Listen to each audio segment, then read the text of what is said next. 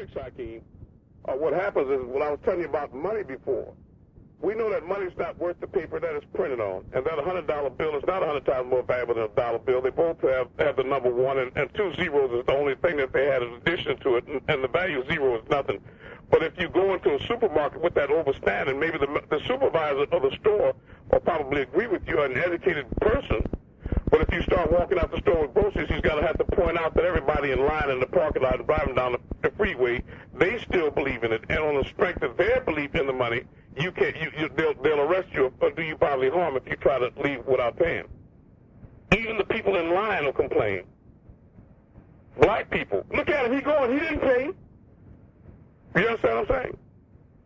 Mm-hmm. So what I'm saying is that the devil is very much alive in the minds of people as much as money is right now, and those that have not been resurrected with this knowledge yet. Are you following me?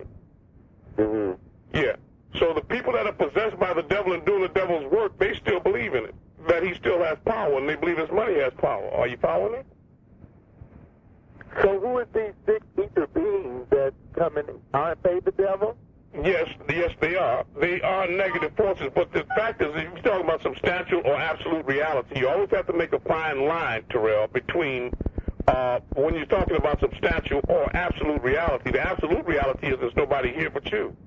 And all these things are a reflection of you. These are only your own thoughts running unbridled. Your own mind is running riot in some instances. That's all it is.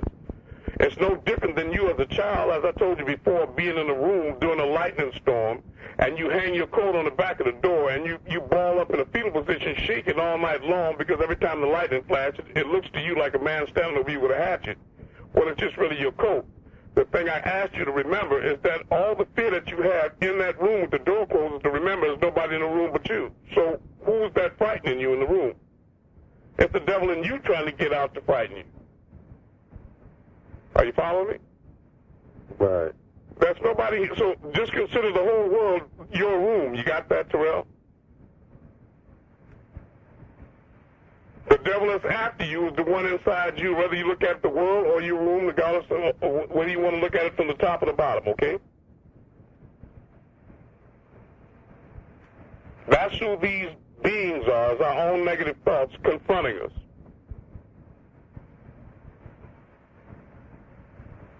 Okay?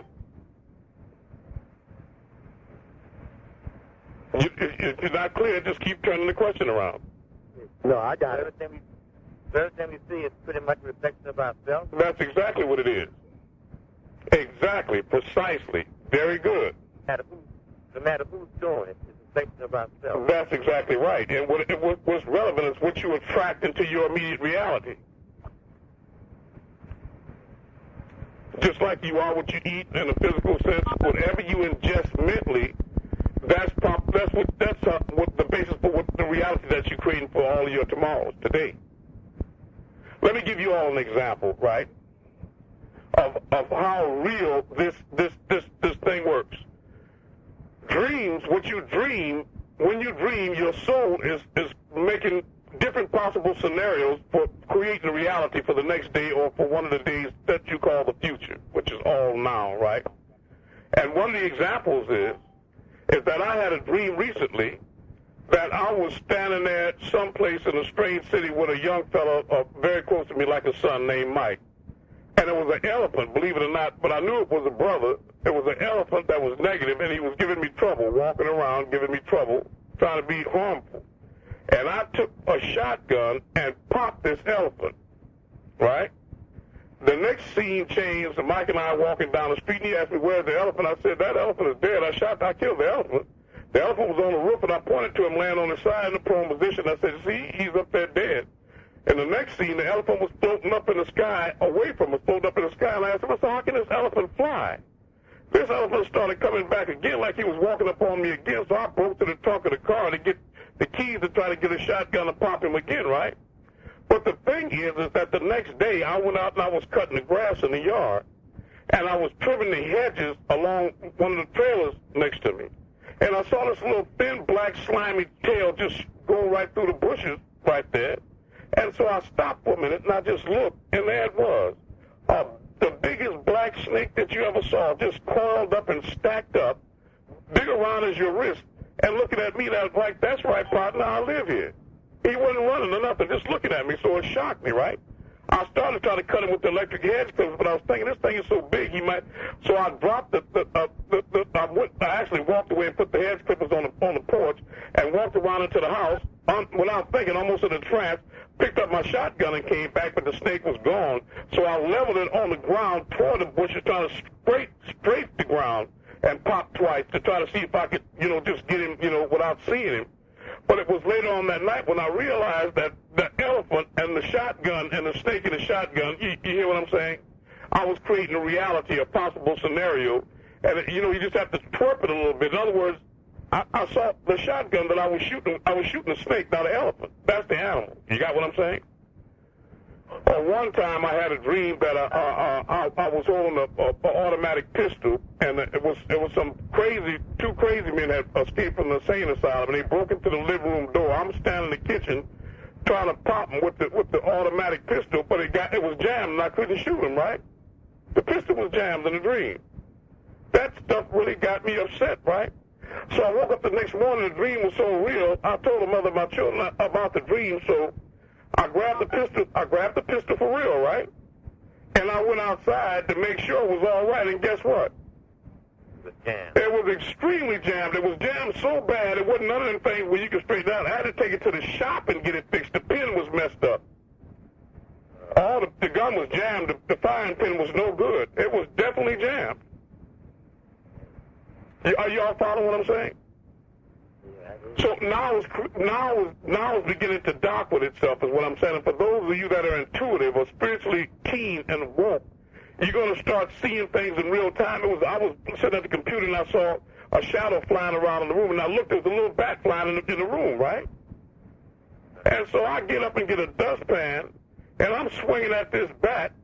As soon as I cracked this bat and knocked him across the room, I looked at the TV, and the same bat I hit was on the TV screen. In real time, before I could put the dustpan down, finish the swing. When I cracked him, he appeared on TV. I said, now that's fast. What's with the little streaks of light? Like today, I was watching one of the DVDs with the master. Are they like sprinkles or something like that? Like what? Not sprinkles. Like, it was like little. It caught the corner of my eye, then I was paying attention to it. It happened like 2 or 3 times today, and I looked at the wall, and it was like little spots of light, then it would just go away. Like almost as if it was glitter, like a little piece of glitter, and the light kind of reflected. But my window was closed. It was dark in here, so I was able to see the little. Was it a flash? A flash? A flash. It wasn't a flash. You're just seeing something that's a distance away from you, right? Right, but it was right here. Okay. Well, in some instances, you may not be. This may surprise you, but you actually get a glimpse of your own aura or highlight. It can extend up to 3 feet away from your body. You hear what I'm saying? Right. Mm-hmm. So sometimes what happens is your third eye's open and you get a glimpse of your own aura. Sometimes, and when you get a glimpse of certain levels of your own aura, you'll see a warm white light flash in your left eye sometimes too. But but you always see light flashing and sparkle. See, a lot of times that sparkling is your own energized aura. Okay, I've seen that before. That's above my But that's not always what it is. That's not always what it is. So the real answer is that was your personal experience, and I can't explain it. Okay. You hear me? I do. Now I'm just trying to give you an example. That's it. Jedi. Right, but I'm not gonna play a Jedi mind trick though. Okay. I love you. Okay. Next. So is that devil, that inner being, trying to express itself negatively on you? Which one? The inner being in you. When? In what case? Like when you have negative thoughts, or you're just everyday living, you go out there and all of a sudden a black devil appears. Right. And you don't want it now. Well, that's what you say. I didn't say want. You may not want it, but you anticipate it or you attract it in some way, right? Let me give you an example. An example given by Abraham Hicks is that a person that's always prepared to fight, has always got things defending themselves on their mind. You always seem to run into situations where you have to do that, right? Or if you're walking down the street with that type of mentality and you see a little fella getting jumped on by a bully across the street, you got a decision to make, right? And there's no really good way you don't want to get involved with the bully because you don't want to get beat up, but you still don't want to just walk off and let this little cat catch it, right?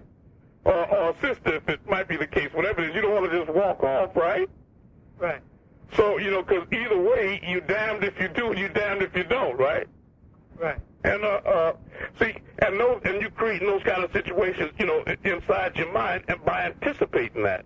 For example, Terrell, that's on the phone right now, was one time he was at somebody's house, and I don't remember all the details of it vividly, but at this gathering, he all of a sudden was somebody was making negative inferences about his car being stolen or gone, cracking jokes or something to that effect. And the long and short of it is that he thought about it in some negative sense too, and then all of a sudden he went to the window, his car was really stolen. You follow? So by anticipating it, you creating that thought. You are creating. That is you creating it right then, because you see what it is that you God, but sometimes you create negative realities by default. It's not because you sitting up thinking I'm going to create something negative for myself, but you might be allowing yourself to be exposed to negative thoughts by looking at negative programming on TV, for example, listening to negative music or being around negative people, making negative suggestions all the time. You don't ever want to be in the company of somebody that sees you through a negative light, because you start eventually seeing yourself through their eyes, and then that'll be the definition of hell for you. Correct. So but you can neutralize it by getting rid of them niggas. Get rid of niggas. Get rid of them goddamn devil niggas. Right. But then I'll give you an example. Let me say this. Let me give you an example, son. I had a dream way back in New Orleans. It was a strong dream, and I was laying down in something like a pool, and Malachi was standing over me. He had like a hula hoop, the thing that I come to y'all with sometime to heal you, with lights running around, and he was moving it from my feet to my head, and every time he brought it up to my head, all kind of negative things from my childhood and monster pictures and all kind of negative thoughts just kept shooting out of the top of my head, just pouring. I could feel all the negative fears and confusion and all kind of things just pouring out the top of my head, right? And he said something to me while he was stooped down over me doing that, and I looked at him. I said, I'll take a bullet for you. And when I said that, he looked at me, his eyes popped open big, he threw that hoop down and said, don't say that, and jumped up and ran away. And the white dollar beer booting real fast, right? But now I realized that he was really there, and he was working, but he was thinking to himself, take a bullet. No, you created reality with somebody shooting at me. You understand what I'm saying? In this dream, you create. See, he knew I was God, right? Right. There was a sister, for example, that was on Tamaray, and she stood up in class in the temple and said, I had a dream that I stopped somebody trying to shoot you, and I jumped in front of the bullet. And he said, that right? He said, that's your dream. He had him escort her out quietly. She's never been on Tamaray again. Right. I remember you telling me that story. Okay, so Go ahead. As long as she's around, he's in trouble. Well, as long as she's around, she's creating that kind of reality where somebody's shooting at him. But listen to me. Somebody's shooting at him, and who jumps in front of the bullet to stop him from shooting it?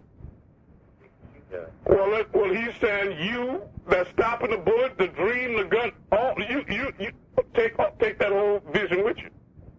Right. Yeah, you're not stopping no bullet in front of me because ain't nobody shooting at me because you're not here. You're not stopping nothing. But you already gave us the 68-second antidote.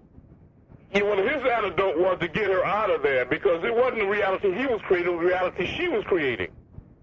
Right. Yeah, but you said that, before you give that thought energy. I follow you, son, but what he was saying is he don't know. He wasn't trying to figure out how long she had been thinking about it or anything else. All he wanted her to do is leave with that vision. Right. It was time to go. Okay, Osmond. My mother came to visit, she lived in Indianapolis. She came here to Detroit to visit yesterday, and we was all sitting on the couch, and she made a statement, well, when I die, I'm a musician. This is the song I want played at my funeral. Now, I ain't going nowhere no time soon, but when I die, this is the song I wanted. I'm getting a burial grave, and this is where I want to be. And I told her, I said, well, don't talk about that. That's right. It's all right. My sister said, well, we got to know what she wants. So I told her, well, she could go ahead and write out the will and have life insurance, but don't sit up and talk about when I that. Was I right for saying that? You were correct in saying that, and it's deeper than that. See, as taught by the master teacher, a lot of people don't realize, and a lot of your family members will be highly insulted and hurt if you don't attend funerals of personal loved ones, close relatives, you feel me? Even if you do everything you can to help them all the time that they're alive. But and I'm going to tell you the story that what Jesus learned about the little girl with the bird with the broken wing, for those of you that don't know. If you remind me about that after I say this, okay? What happens is this. Suppose that your sister or your brother dies, right? And then you go to the funeral and you look down on an open coffin at them. What happens is that you're very closely and spiritually connected. You and your brother and sister are one. You come from out the same womb with the same parents. Are you following me? So when you look down into their face and see them in that state, a lifeless corpse, then they close the lid and put them in the ground. Do you realize that your connection to them is so strong that a part of you goes down into that hole with them?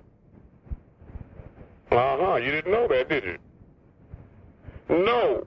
What you do is you stay back in the memory you keep with them of them being alive, animated, healthy, shining, talking, standing up and walking, and alive. And that's the only thing that you got in your mind about them. But it's funny you said that I had a dream. Go to the funeral, right? This student is Darrell Brown, son of the eminent godfather of soul, world-renowned James Brown. I said looking down in their face and watching them go down. I won't repeat what I said, but because it's a very touchy subject for a lot of people that I really don't want to get involved in. It's very personal and touchy. How did you put them away? I mean, I hear you. You see, it's very touchy and personal. See, I'll leave the details to you. But let me say this. Speaking about wisdom on that subject, in the Bible it was speaking about that it was a young girl. She must have been about 12 years old, and her mother had passed. And this was in the Bible. And as she was walking with the funeral procession, and they had the bride with her mother on it, to take her out to bury her. And they went to bury her mother, and then all of a sudden, everybody was crying in the procession. Jesus was watching, him and the disciples. This little bitty girl stepped out of the procession, out of the line from behind her mother's burial bride, and went in the foraging in the trees down in the bushes. And while they was walking off with her mother to bury her, she came walking out the bushes, with a little bitty baby bird in her hand, and it had a broken wing. And she was ministering and nursing this bird right here, and forgot all about the funeral. So Jesus was confused and stepped to the little girl and said, "How is it that you disrespect me? You dropped out your mother's funeral right there." The little bitty child looked at Big Jesus and told him straight and clear. She said, "I can help this little bird right here with this broken wing right now, but my mother is beyond my help. There's nothing I can do for her anymore." Brother, I mean, it's funny you say that. That's a good, and that's when Jesus said, "I can't believe it." The most wisest statement that I've ever learned here in the world came from a little child. Right. Now, she taught Jesus that day. Yeah. When I went to my mother's funeral, I didn't want to go look in the coffin. There you go. See, I didn't want to go up there and look at the coffin, but they actually had to make me go and look at the coffin. I was going to look at it, but let me tell you what happened. Wow. About 3 weeks ago, I had a dream. I was in the church by myself, walked up to the coffin, and seen them standing there. But when I turned around, she hollered at me like, "Get it together. But this ain't what's happening." You see what I'm saying? Yeah. She just hollered at me like, wait a minute, hold up, don't get so hung up on that. That's right. That's right. Because she understands. I mean, in other words, let me say this. A lot of people don't realize. Let me show you that when you think you're disrespecting the person that passed on, when you don't look down on them dead in the coffin. But the truth of the matter is, you only doing that for the people that's alive, because those are the ones that look down on you like you just did the most horrible thing in the world. It's those people you're trying to please. You're going to funerals for the people that's walking around and alive, so they don't look down and think about you negatively. Because I understand this. Always, let me talk. Always remember, when you go to a funeral, that there usually is a participant there, somebody that's there in the crowd, that's staring at the corpse with much more amazement than anybody else in the audience. And guess who it is? Yeah. It's the person whose body is in the coffin. Right. Yeah. They're the ones standing there looking at that thing like, what is going on? Looking at the body in the coffin. After they walk up on it and see everybody crying, the first they want to know who is it somebody died. And they look down there and they see it's them, and they be like, what? Can you pick that person out? Can I pick the person out? No, you can't. Look at him. The one that you were just describing. So you can't see them. Yeah, the person that's in the coffin is the person that's doing the watching. Their spirit is watching. Their soul is looking at their body. Yeah, but you're saying that that person that's staring directly into the coffin the most is the person that's in the coffin. I just want to know, can you pick that person out that's doing that staring? No. Yeah, yes, you can. Wait a minute. If you're spiritually in tune, you have to use John Edwards or something. In other words, you have to be really spiritually in tune. If you were Nietzsche or Freddie Atum way, you could. But no, not in the present condition that you are right now, this present level of consciousness with your third eye closed, not a chance. They try to get your attention all the time. You all have spiritual beings around you constantly, day and night, always trying to get your attention to try to give information to you. But what happens is that you refuse to see them because you only accept. What happens is sometimes you feel a temperature change in the room or a little breeze of air or you hear a strange sound or something out the corner of your eye, but you deny the reality of it.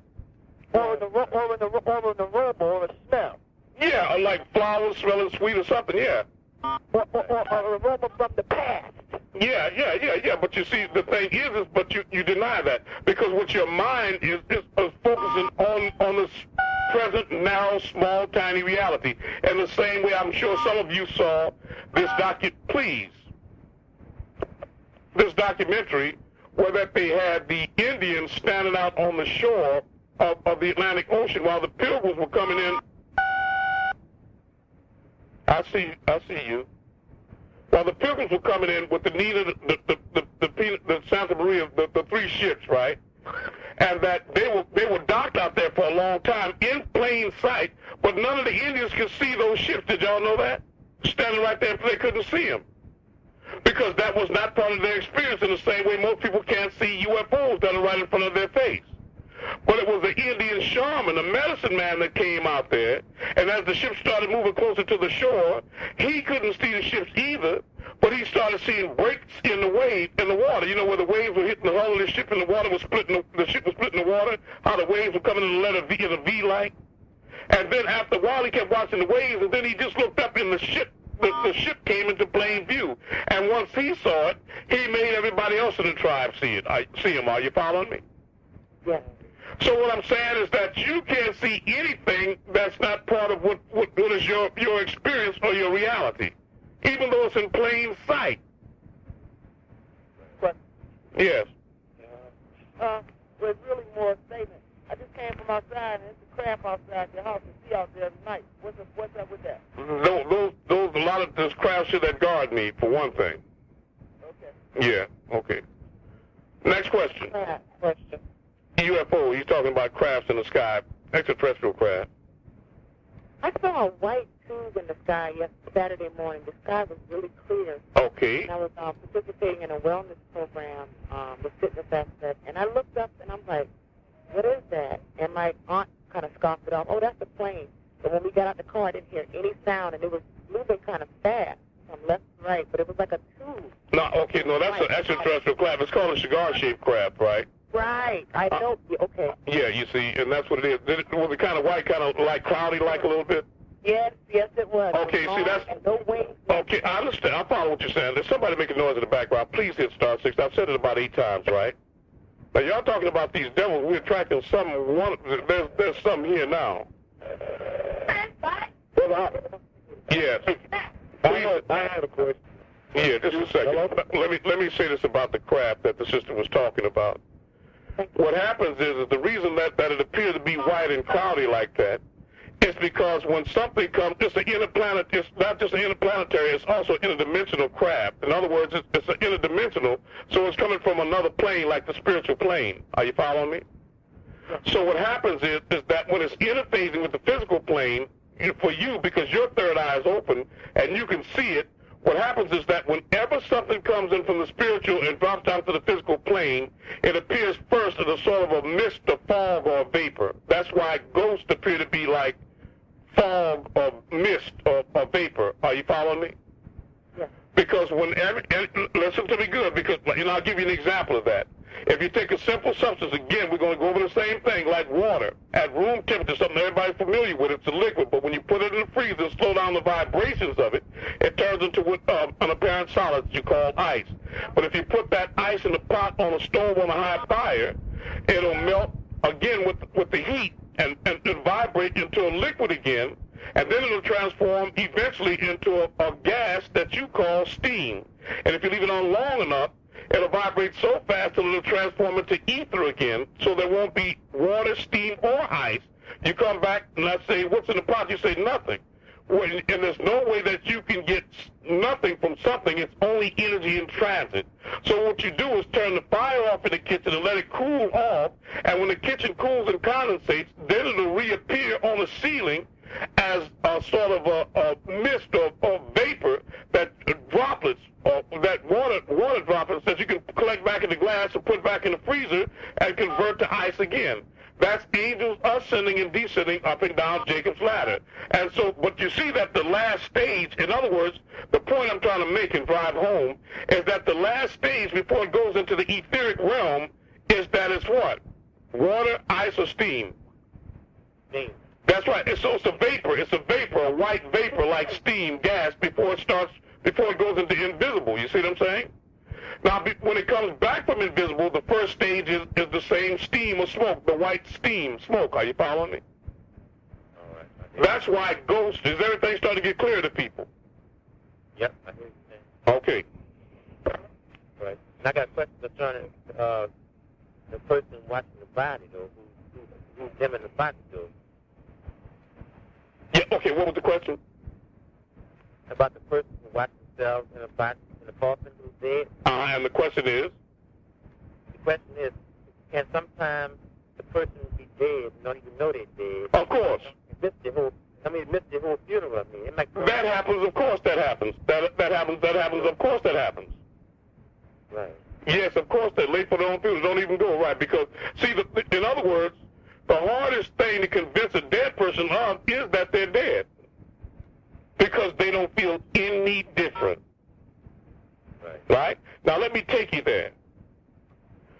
In other words, being what you call dead is just an out-of-body experience. And the only difference between sleep and death is that the etheric cord, sleep and death are brothers and sisters. The only difference is the etheric cord is cut in death so that they can't slide back down the tube and re-enter the body. That's all. So the spirit is totally disembodied and can't get back into the body. That's the difference between sleep and death. But you leave your body every night in an out-of-body experience. Now, when you have an out-of-body experience, have any of you ever looked back down and saw your body on the bed? Yes. Yes, you have.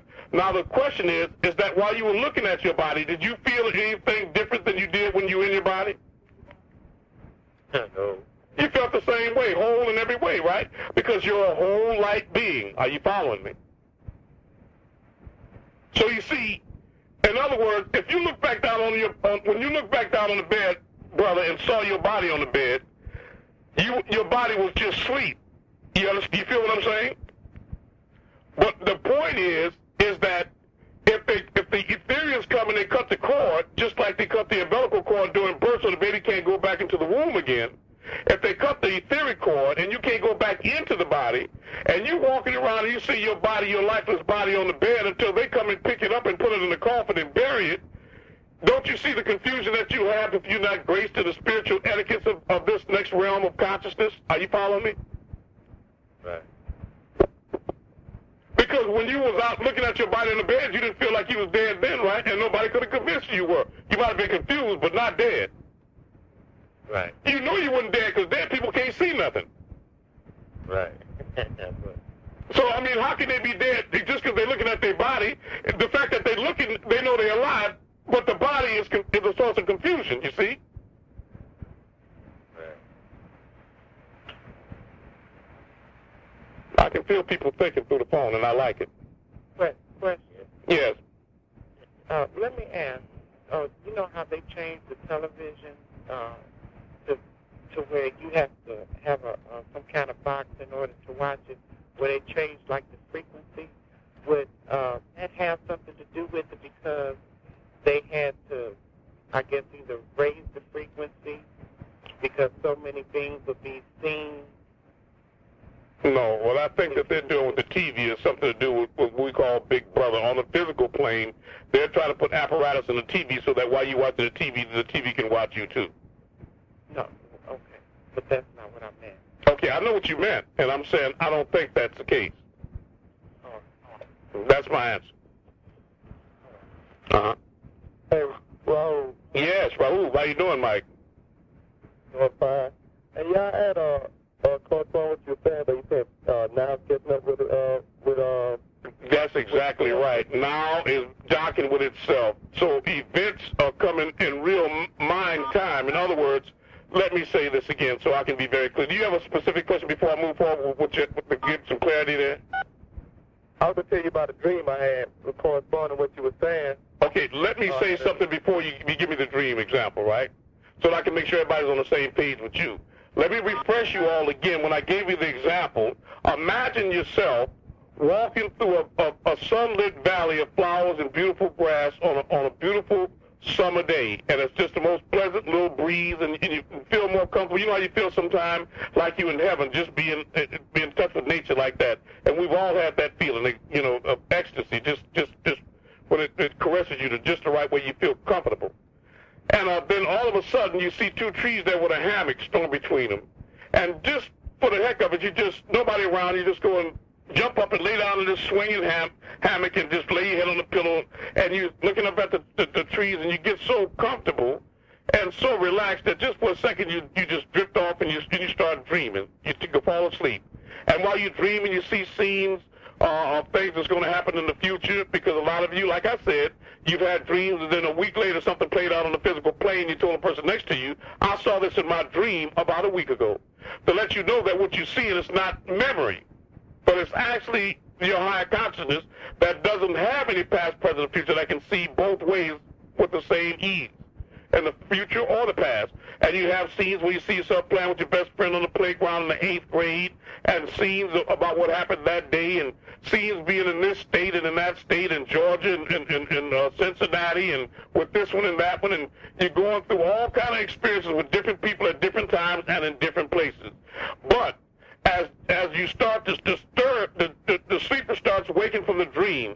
As you gradually start coming conscious again, start waking up from the dream, and your eyes start cracking open again, what you realize is that all these people that you've met, some that you've interacted with that you've never seen before, that you in recorded memory, because those are people you meet in the future or in some distant past, or in all the places that you've gone to, so many you've been to and you remember, and some places you've been to that you've never been before that you can remember because you haven't been there yet, or they're in a different lifetime, right? And all these times and places and things you've been in, people you talk to, the fact of the matter is, you've been to all these places and your head ain't never left the pillow. You got that? Right, you didn't go to. Because all of that stuff in California and Georgia and all was all happening right here and right now. It wasn't 13 years ago or 2 weeks in the future or 5,000 miles away. It was right there. And if you realize that, I want you to know that what you call in reality is the same thing. It's all right here and right now. What you think is reality is the phantasmagoria. It's only a dream. A song that Dr. York came out way back in the 70s, for those of you that remember that, it's only a dream. That's what he was saying about. He had everybody with a third eye, a little gem on their third eye. It's only a dream. So that when you lay down at night and have a dream, when you're in that dream, that's your reality, because your mental focus and consciousness is there, and what you call in reality here, then that becomes the dream. Are you following me? Mm-hmm. I hope I didn't lose people. But the point I'm trying to make is that everything is happening when and where? Now. Right here and now. Right. All right? So what happens is that the only reason you don't know it when you're dreaming is because you sleep, right? You think that it's over here and you over there and you with this one and that. When it gets so real, you get to running from this nigga and you wake up in a cold what? Sweat. See, if it had been only a dream, then you'd have woke up dry, just dreaming that you were sweating. But if you wake up wet, then that what you call a dream has somewhat of reality because your consciousness is there. Are you following me? Right. So you understand? So wherever you are, wherever your mental focus is, that is your reality because the only thing real is you in the whole equation. And the only thing constant is change. The point I'm making is that everything is here and everything is right here and right now. So that what happens is, by this resurrection knowledge that's being taught to you by the master teacher, each year for the actual way, especially by the actual facts right now, and like the things about dreams and all that with the wu-nuwaupu lessons and the things he's teaching, and over the years, I'm not talking about like he came giving people what they wanted in order for them to learn what it is he truly had to give, right? And this is what it is. That when you start transforming into a spiritual being, a highly conscious being again, in other words, this knowledge is doing what to you? It's waking you up, isn't it? Yeah. And then what happens is that you're starting to realize that everything is what? Dream. Right here and right now. So the dream. So as soon as you think about something, it almost appears like the brother Mike said with the snails. He was in the car with his daughter, and he was thinking about snails, and then he went to somebody's house, and it was just a wall full of snails. Or I told him about the black snake, but when I was telling him, he said he just drove his daughter home, and all she was talking about was the black snake. Because there's only one mind. Are y'all following me? And this illusion that that woman over here, and this man over here, and this, that, the other, and you in Detroit, and I'm in Chicago, and all, that's only a dream. It's only one of us here now. Everybody else, we're all a reflection of one mind, a different expression of one mind, in the same way that you write a book again. And you got 22 different characters in your book when you finish it. Sally, Joe, Willie, and Ann. And when I ask you where each one of your characters got their spirit, animation, personality, and their thoughts from, you're going to say, for me, because I'm the author. So the question is do you really have 22 different people in your book, or is that just 22 expressions of one mind? Because you see, in reality, the absolute reality is they're all you. Right. So the dream is the reality, and the illusion is the dream. The reality is you, the thinker. The thoughts are all a dream. That's creation.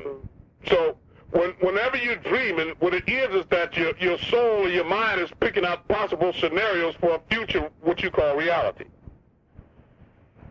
You ever heard people say, I dreamed about that number and it fell and it came out, or I've been dreaming about snakes, some bad luck gonna happen, or something? You ever hear people saying that? Yeah. Because at some level of their consciousness, these old people were aware of the fact that what they dream starts to become their reality at some point. And this is the illusion.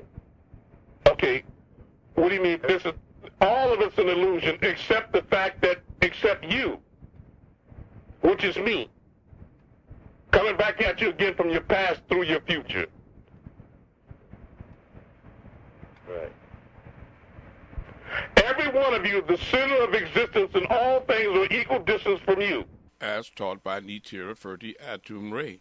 Now, to feel and get in touch with the oneness, realize that there's only one center of existence. And since each and every one of us is that center, as he is Al-Kup, the heart center, and everything's equal distance from you, in other words, California and Georgia are the same distance from you, it means that everything is in the same place. Again, a confirmation that everything is right here and right now. That's the oneness of being one with all, and all one with you. That's what he came to give you. Yeah, I'm trying to separate the dream from the illusion. But you can't say a dream is an illusion. I'm trying to find the dream with the reality. Okay, but let me say it again.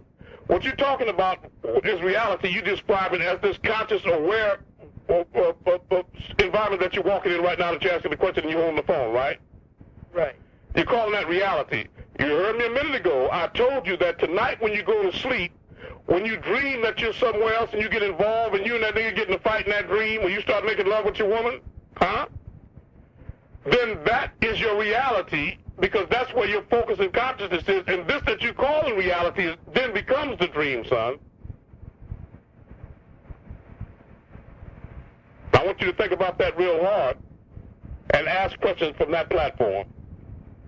because that's where the knot is right there for you. Right. So can we talk about these false miracles that are about to happen then? Can I talk to about what now? False miracles. Is that what you said, false? Yeah, false miracles like the, nanotechnology and stem cell research and things like that. And the reason Let me say something about these things. When you look out there at space and you imagine stars out there, that's all in your mind too. Everything is in your mind, son. Anything that you think is out there is inside you. As taught by Nitir for the Atum Ray. And a test of that is you have to realize that anything that you can see with your eyes open, you can also see with your eyes closed. Yet, there are many, many things that you can see with your eyes closed that you can't see with them open, which is the reality. It's only a three-dimensional light show, a hologram going on in the visual cortex of your mind. There is no out there. Your mind is the center from which all so-called things emanate. The mother mind of all is the creator, of which you are one. When people do research in physics labs and they look for subatomic particles, when they go down to hydrogen 1 being the lightest particle, then they go down into quartz, with, of course, 1/4 of it, right? And then they go into biapertures, charm, neutrini, and smaller and smaller subatomic particles. Then they have some red-hot college student come out of college, right? And when they find the smallest particle that exists, he tells them, that's not the smallest one, it's something smaller than that, right? And then he sets out for 13 years putting all his energy into finding this particle smaller than the smallest particle that exists, okay? And then all of a sudden, the medical journal comes out with the headlines, so-and-so just discovered a particle, the smallest particle was not the smallest particle. He has just discovered a particle smaller than that. Well, let me say something to you. I'm taking you somewhere that's going to get you where you need to be. What happens is the reality is, for those of you that are woke, did this small particle that he discovered, did it really exist before he looked for it? Yeah. No, it didn't. Oh. He created it with the fact that he believed it was there. He knew it was there. If you have enough faith to fill a mustard seed, you can make a tree or a mountain get up and walk. He created it by his belief in it. He didn't doubt it. He knew it was there. And when he was positive it existed, then that's what created it. Right, but knowing and understanding is two different things, though. Okay, you can't. Now, what is it that you don't understand? I don't understand. I mean, you talk like... But now, let me ask you, who are you, brother? Anyway. This is Brother Will, man. Okay, Brother Will. Okay, how long you been in these classes? I'm sorry, these classes? This your first time? Nah, I've been in... Okay, all right. I'm talking about... what my focus is this, you know what I'm saying? I've heard a lot of what you're talking about, and, Brother Malachi of yours. You know what I'm saying? I don't have any bias towards anything at all. You know what I'm saying? I'm open to it. I want you to show me your way. You know what I'm saying? No, I want to show, you want me to show you the way. Right. Yeah. Because, honestly, though, right now, I don't like what's going on. And it's like, I don't believe, you know what I'm saying? I just want to be like a sheep just to stand around. I'd rather be a warrior and fight about something, man. Okay, then understand that once you control yourself, you control everything and everyone around you. Are you in control of your own emotions and your own self? Nah, not my anger. I'm trying. Okay, I follow you, because most people that listen to you can judge by your tone whether with the answer to that question. You see that? So if you can't control yourself, you can't control anything else. No, Now, let me say this about what statement you just made. Whenever you let me talk to you, son. We can sing together, but we can't talk together, okay? Oh. When you start talking about the laws of attraction and what you're attracting, whether it's negative or positive energy into your life, are you following me? It depends on your personal focus. You hear what I'm saying? In other words, you can't, let me talk to you. The only thing that you're really going to be able to control as far as your environment is your own. Let me give you an example that was given by Abraham. If you say go out and you go fishing in a pond and you catching trout and you love to do that, and you feel there's a limit to it, so you don't keep them if they're too small, and you only get as much as you can eat, right? Because you love the beauty of nature. It's a wonderful thing, and you want to keep being able to come back there, even your kids in posterity. You want everybody to enjoy this lovely expression of nature, the beautiful rainbow trout. Then one day, your dream turns to a nightmare because you see some ugly men out there with beards and beer, trolling with boats and big nets and scooping them up tens of thousands at a time while they're spawning and just raping the water of all the fish. You understand what I'm saying? And so that hurts you. Wait a minute, let me get it, son, please. I'm talking to these people too. So what happens is that you might be frustrated because it seems like they're not playing fair and they're destroying nature, but the fact of the matter is that they can only control their aspect of creation. They can't destroy it for you because the world can never run out of trout unless we believe this running out. Are you following me? Because we're creating by our belief that they're there anyway. Are you following what I'm saying? So you're going to be constantly frustrated if you're worried about controlling the reality that other people are creating for themselves. The only thing that you can create responsibly is your own reality. And you have to train your mind not to be concerned about what other people are doing. Are you following me? Yeah, you really do, or you're going to be in hell constantly. You can't control what other people thinking, son, or doing. Not when you make it out there, though. You know what I mean? Say it again. I mean, it's like really truly seeing for what it is. I know, I follow you, but it is what it is for them. Like as far as like our people are being bamboozled by this, like, you know what I'm saying? Yes, we have, and that's exactly right. But we done fell a long way, son. We done fell down from building pyramids to picking cotton. I understand that, but we can't keep on talking about oldie white man forever. We got to stand up and become God again. It's not about that. It's like... Okay, I hear you. Wait a minute, son. Just a minute. Somebody else had a question. What was the question back there? So when it falls in the forest, say it again, a little bit louder. When a tree falls in the forest, do it make noise? Okay, who is this? There was one night I was talking, and another brother felt negative energy. He started saying, I was driving down the street, and I saw the moon in front of me, and then I made a right turn, a left turn, and it wasn't there. Well, what happened to the moon, Ahmed? I said, oh, man, come on. You couldn't be plainer if I painted you with a red mop. Okay, no, yeah, a tree is there in the forest, whether we hear it fall or not, because we believe it's there.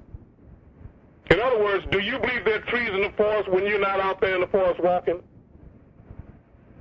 That's the question to you. Yes. You believe there's trees out there. Then they are out there. So if you believe they're out there, if one of them falls, do they make a noise, yes or no? Yes. Yes, they do. See, the fact that you believe they're there means that they fall, they make a noise, son. Well, what about saying, I don't believe the trees is out there, and I go out there and they feel... Well, that's just like money, but if everybody else believes in it, that's not going to stop it, is it? You have a thing called critical mass, Terrell. You feel what I'm saying? And you can't stop a blanket reality because you stop believing it if you have 1 million people that do. Are you feeling me? It's like money. You know after I explained it to you very clear that money is a game that they use to control people with, right? It's just a paper chase, right, Terrell? You know, with the white man's image on it and God, we trust the whole thing is a joke, right? You know what you do with paper in the bathroom. But the point of the matter is, as long as everybody else believes in it, you're going to play the game, right? What's your choice? You don't have no choice. That's my point. Got to play the game. Yeah, whether it's real or not, you're going to pretend like it is, right? Because everybody else believes in it. That's the power of it, is their belief in it. You hear me, Terrell? Mm-hmm. Yeah. Oh, that's right. That's right. Now, your power is in waking up everybody with the absolute facts, right? That's our job. John 8:32, know the truth, and the truth will make you free. That's right. What is that, John? What? 8:32. That's just like the pull of religion. That's an old way to control the masses. Exactly right. And the greatest tragedy in religion is, monotheistic religion is convincing people that God is some bald-headed white guy in the sky in a cloud somewhere.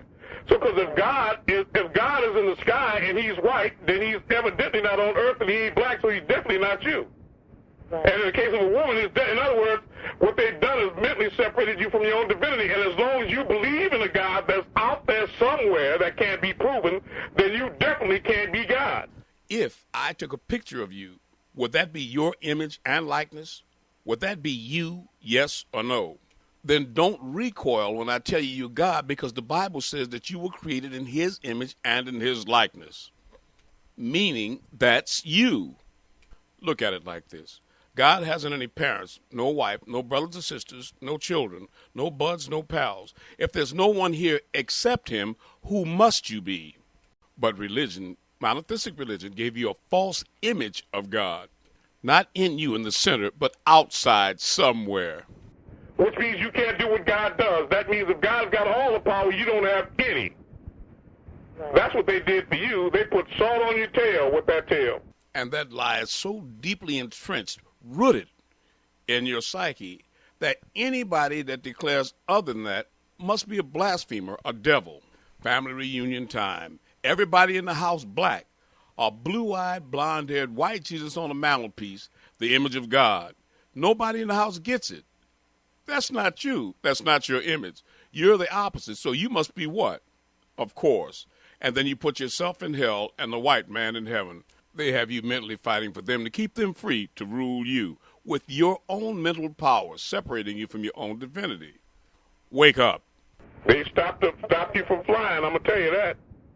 I believe I can fly. Yes, indeed.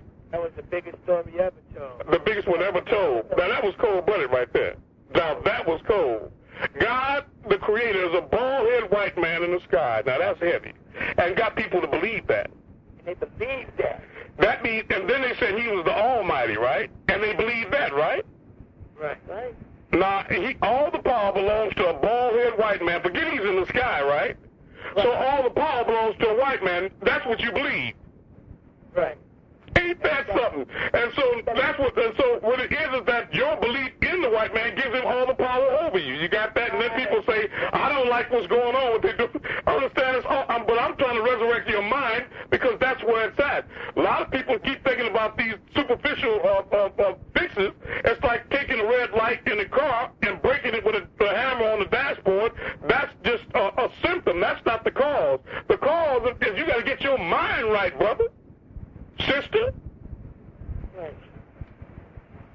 It tripped me out. It may blow your mind this time. Your mind has been blown to bits. That's diabolical. That is diabolical, son. That is a good I can't even, look here. My mouth is just hanging open. That's diabolical. That's cold-blooded. That's diabolical. Walking down the street, people thinking that. They believe that mess. Ready to take your life for that. Really will. That's the whole point. That's right. That's right. That's right, sister. It's amazing that you start singing I Believe I Can Fly by what's this, R. Kelly. Yeah, no, but what I'm singing is the one by Yolanda Adams. Is the one I like, sister. I know, but it causes start waking up and believing that they could fly. Now, well, you can fly. That's why. Let me say something to you. Men can fly, and they did fly. So can women. That's why men have those wings under their arms, especially when they lift weights. Y'all notice that? That's the nigga talking about my wings because that's why when you were a kid, when you were riding the bike real fast, you used to lean forward so that you would be aerodynamic. That's why that your eyebrows are made and your eyelashes to keep particles out of your eyes from the position of being prone. Not for walking face with the eyelashes and eyebrows don't stop them from getting your eye walking forward. And your body is made aerodynamic to go through water or air. And women are gods in various ways, too. For example, always remember that a woman that's cooking food with a red-hot skillet, if her baby's under the skillet and she's not thinking, makes a mistake and snags the skillet and falls toward the baby, a woman will grab that red-hot skillet and put it back on the stove and it won't even burn her hand because she wasn't thinking about a skillet being hot. She was thinking about protecting the baby. Or if that baby, if her husband out working on the car and the baby caught in the jackpot, that woman might run outside and snatch a 4,000-pound car up off the baby with one hand and pull the baby out with the other, and all the men in the garage sitting there with their jaw dropped because they know all of them together couldn't even make it wobble. That's God. Yeah, that's God. But she didn't have a chance to remember that she couldn't do it. It's just like the road runner running off the cliff, and then he gets off, or he's walking on, then he remembers he can't fly, then he falls. Like Simon Peter walking on the water. He walked all the way to Jesus, but the wind was high, the sea was exceptionally choppy, and he cast his glance to the side. For an instant he began to doubt, and immediately he began to sink. He was just close enough to Jesus for him to grab his hand and pull him up and say, "O ye of so little faith," because he lost belief in the fact that he could walk on water. So what was the catalyst that made him the engine something that made him capable of walking on water? In a word. Faith. His belief in it. He believed he could walk on it because he saw Jesus doing it. And as long as he believed it, the tree fell in the forest and it made noise. Got it? But the second he stopped believing in it, then he started sinking because he remembered he couldn't walk on water because that's what they had taught him in this narrow reality, in this narrow perception, okay? Is everybody listening to me? Is anybody woke or getting woke? Yeah, I got that. Just don't doubt. Don't doubt the right thing. In other words, but you got to be careful about the reality that you're creating. Mind your mind for the jewels of your soul. You're a powerful being. You are God. Every one of you are gods. If you go to the Bible, for the sister that asked, I think from Detroit, write down this verse, 2 John 10, verses 30 through 36. And Psalms 82, verse 1 and verse 6. This is Jesus in 2 John 10, verses 30 through 36. Jesus speaking to the Jews in the first person again. He said, I and my Father are one. The Jews took up stones again to stone him. He said, many good works have I shewed for my Father, but which of those works do ye stone me? They said, for a good work we stone thee not, but for blasphemy, that thou being a man makest thyself God. Jesus answered them, is it not written in your law, I said, ye are gods, small g-s, and if he called them gods, unto whom the word of God came, capital D singular, and the scriptures cannot be broken. Psalms 82, verse 1 and 6. Verse 1, God, capital D singular, standeth in the congregation of the mighty. He judgeth amongst the gods, small g-s. Verse 6, I have said, ye are gods, and all of you are children of the Most High. Now, when he said, I and my Father are one, it's no different when he said, when you see me, you see the Father. He knew that he was the Creator, which is fine. Because when you stand on his side next to him and follow after him, when he said the Lord's Prayer and said, follow after me in this manner, and you repeat after Jesus when he said, our Father who art in heaven, what is your relationship to Jesus? When you repeated that prayer after him. Me and you and Jesus standing there, and we all say at the same time, our Father who art in heaven, then what is our relationship to Jesus and each other? That's right. So if Jesus is God, then when we see him, we see the Father, then who are you? God. All right. And I'm not just talking about no little God. He said when you see me, you see what? Father. That's the Heavenly Father, the Creator. Did you hear what he said? That's the big one. That's the big one, and that means that's who you are. Our Father who art in heaven. When you see me, you see the Father. We got to do big things. Man will do greater things than I. That's what he said, and he was raised the dead. Lazarus. Now, the thing is, y'all got to realize it's harder to raise the mentally and spiritually dead than it is to raise the physically dead. Can anybody hear me? Amen. Church. Yo, amen. I heard it. I heard that. But I'm working on it. I'm doing my thing. Malachi told me, he said, don't forget, you and I have to finish raising 144,000. So I am your brother from another planet, and I'm doing my best. That's the best we can do. That's the best we can do. Now, remember that whenever you learn this knowledge, that it has to be practical. And afterwards, you have to apply it to your real situation. If you learn anything, and it doesn't serve a purpose in changing your life for the better, it's akin to a jackass carrying books. A whole lot of people teaching a whole lot of things about nothing, and a lot of people know everything about nothing. Yo, it changed my life. That's what it's for the better. But you got to start. That's exactly right. I'm trying to teach you something where you can get control over this thing and start changing your own, creating your own reality for the better. You got what I'm saying? Knowing you God is only ego, but doing what God does, now that's the thing.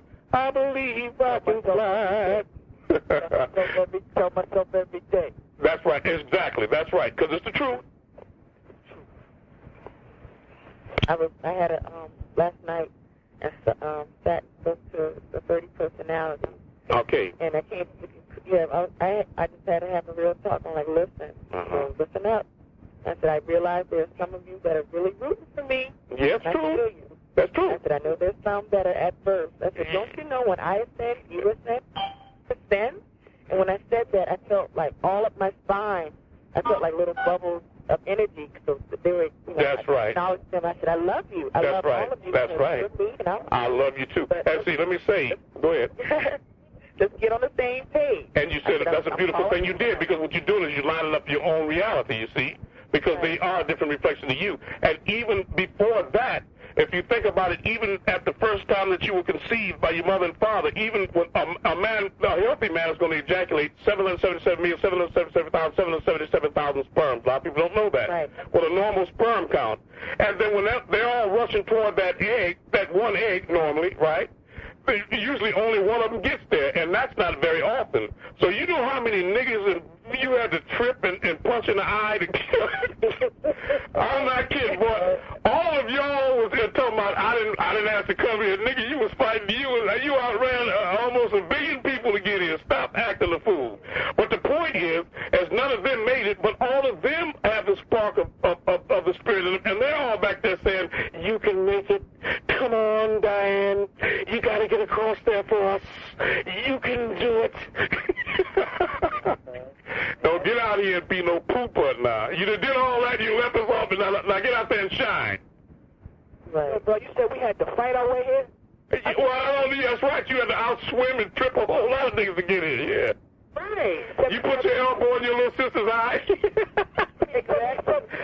7 million, we had that out. 777,777,777 and a normal healthy sperm count, right, and one ejaculation. And you made it. Now what happened to that other billion boys and girls? Bye-bye. I understand. So, is there a lot of niggas talking about, I don't want to be here. I didn't get no stuff. Nigga, please. I didn't ask to be here, okay. And you fought like a dog to get in. Even if for this time, I came to the understanding of, wow, to be awakening and to be a black melanated woman at this time for the final countdown. Isn't that beautiful? I thought about that years back. That right here at the cusp of it, right here. Right here. When reality is docking with itself, when now is docking with itself. What it is just confirmation that you got, but the truth of the matter is there's no place else you could have been, right? Right. Because you are here, which was there. You're coming at yourself again from your past through your future, sister. You hear me? Oh, yeah, the ancient. Because they were all you. Right. Remember? I'm remembering the time. Yeah, you were there when you went to sleep and before that. Right. And now you're still here when you're waking up. And you're starting to remember that. You know, put the whole thing back together. Remember, that's what you did. You were just one. And you separated yourself. A hand over here, a foot over there, an ear over there. You dismembered your bodily parts, the body of God, of the Creator. You separated yourself into cells into Him and her and them and us. But now you're starting to remember that your whole self, putting everything back together, creating one big body again. You're starting to put the whole thing together to become one again. And now it's docking with itself. That's right. All those ancestors and sperm drops, and all of those are you. You did that in a supernova. You call it creation. That was a form of expression. That's God doing what God does. You're the source expressing itself is what you are. And this is how you do it. This is how you do what you do. You make us. But there is no us without you. Spell it. Check. That's right. Message. I got you. Amen. Church. The first, you said 2 John 10:33. 2 John 10, verses 30 through 36. St. John, brother. Say it again. It's St. John. 2 John. I know it's 2 John. Okay, it's only one John with a chapter 10 in it. Right. I'm looking. Okay. Okay, you see, but it's verses 30 through 36, and then you go to Psalms 82, verse 1 and 6, right? But in Genesis 3:2, the devil also says you're God. Said it out to you that you're gods, and okay, I mean, when he said that, when the woman said that we will surely die, the Most High said we will surely die, and the devil said, for the Lord doth know that you will not surely die for the day that you partake of the fruit of, that your eyes will become open, and you will become as gods, doing both good and evil, you see? So you all did partake of the fruit, and now your eyes are becoming open, because certainly thou would heal us of it, but the day we have removed from thee thy veil, thy sight is sharp. So your eyes are open, and you're becoming as gods again, knowing good and evil, because you're starting to realize that this devil, that was something that you created in your own mind. It's just evil thoughts. If you take the word evil and put a D in front of it, what does it spell? You just caught him by the tail. There he is. Got him. that one. That devil is the guy that Michael Jackson talked about in the mirror, huh? No, just kidding. But I'm serious. You might think I'm kidding, but I'm serious. Serious as an S-I-R? I'm talking about serious as a crack in the airplane.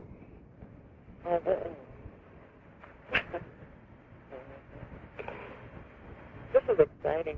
Yes, it is. For me too. Believe that it is. It is, and I have to do everything I can just to contain myself, because sometimes I want to take y'all places that I know. And see, I already been taught by the masters to make sure that I don't go. I have to give the classes to you to the level of questions, because if you start giving people information that they're not ready for, then you're responsible for that. Right. Whatever happens. You see what I'm saying? Mm-hmm. In other words, you don't give a baby a loaded gun. It's not a toy, is it? All right. Yeah. Because they may not know what to do with it, and somebody could get hurt. That's right. That's right. And knowledge is power. Always remember that. I just pray my higher self, the Most High, that I pray the Most High that only people that have a positive, how can I say it, agenda are in these classes with me. I know that's right. Yeah, I know you know that's right, huh? Because I was going to say, I would like all of us to meet up on a sham tonight at 3 o'clock in the morning, but I don't know how many of you all will be. Okay, 2 o'clock in the morning. Meet you on the Astro at 3. Okay, now I'm serious. Let's meet on a sham. Does everybody know what a sham looks like? A crab. Yeah. A round crab. Everybody doesn't. But I want y'all we're going to meet at 2 o'clock, and you don't have to know the way everybody looks here, but you can remember by vibration, by tone, you just feel the presence of everybody if you don't know them. Some of you know others by face. I know a lot of you by sight. But I want us to meet on the sham at 2 o'clock this morning, and it's 10:21 Georgia time. Now, that's not hard to do. It's only one of us.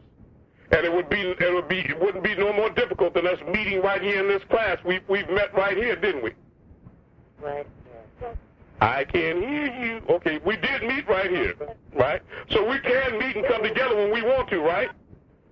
Yes. All we have to do is will it. We've done it. So let it be written. So let it be done. Amen. What time, 2 or 3? 2 o'clock. And it's 10:22 Georgia time now. So make the adjustment for 2 o'clock Georgia time.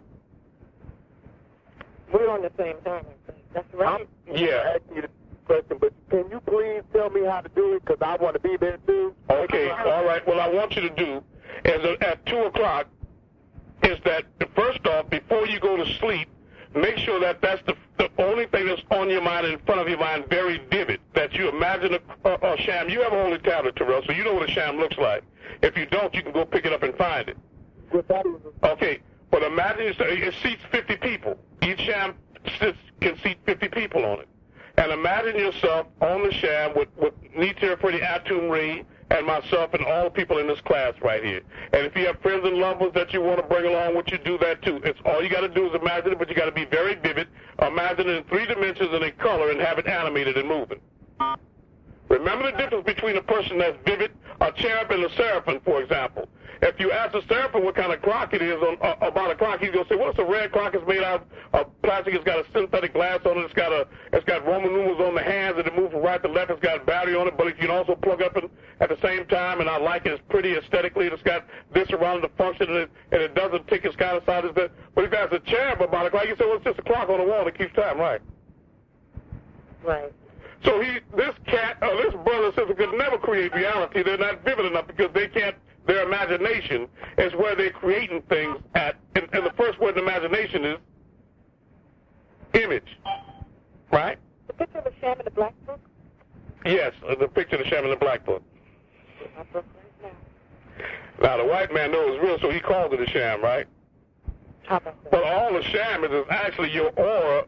When you turn yourself inside out, and that spirit travels up and it goes outside of your head into the transparent hollow tube, that light that's all around your head, that's the crown, the sham. You hear what I'm saying?